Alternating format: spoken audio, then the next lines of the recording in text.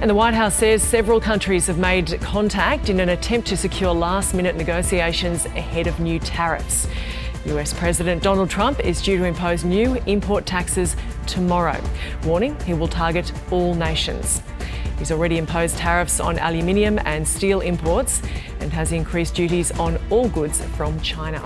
Let's get more on this. Justin Wolvers is a professor of public policy and economics at the University of Michigan and joins us now. Professor Wolvers, thank you for your time. Now, what could this look like? Are we talking country-based, sector-based, just one big sweeping brush of tariffs?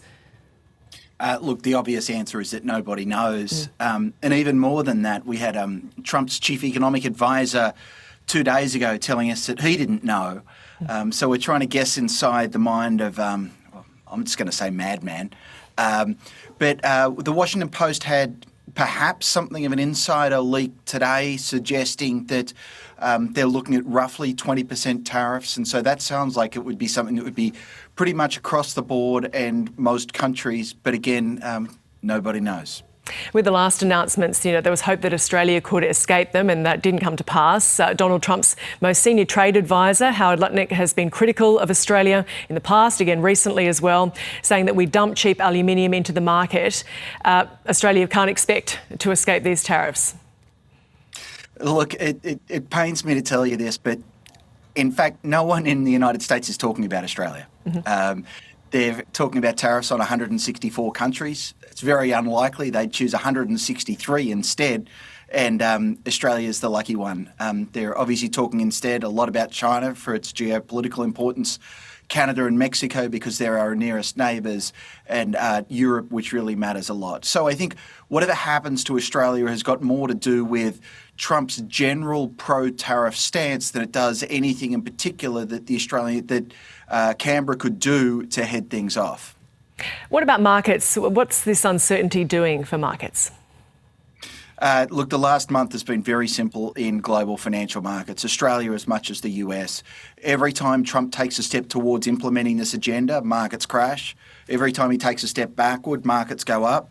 We've seen that play go on day after day throughout the last month, and it's very clear. Even markets betting on the future of American firms, the very firms these tariffs are meant to help, markets think this is a terrible idea.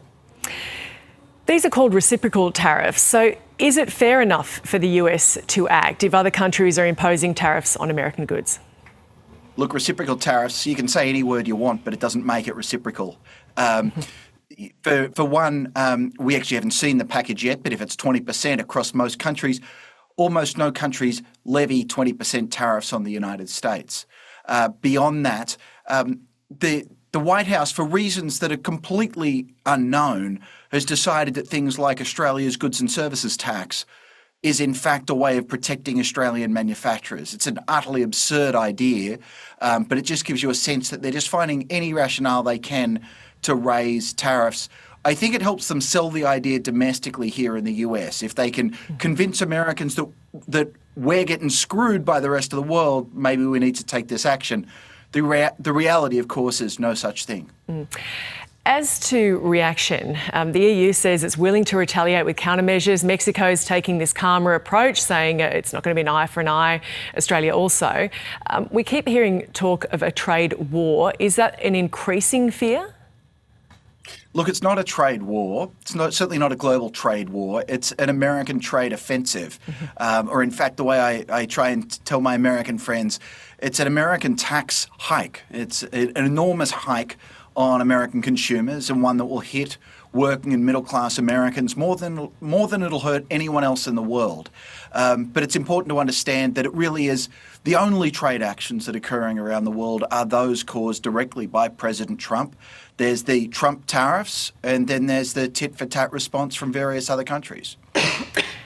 China, South Korea and Japan have agreed to strengthen free trade. Could this push allies towards Beijing?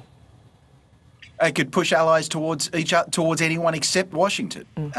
What you have is an enormous world with 8 billion people in it, and it turns out that 340 million of them want to isolate themselves from that 8 billion. What that leaves for Australia is 7.7 billion friends to try and trade with. There'll be many poles in that world. Yes, Beijing is one of them. Europe is another.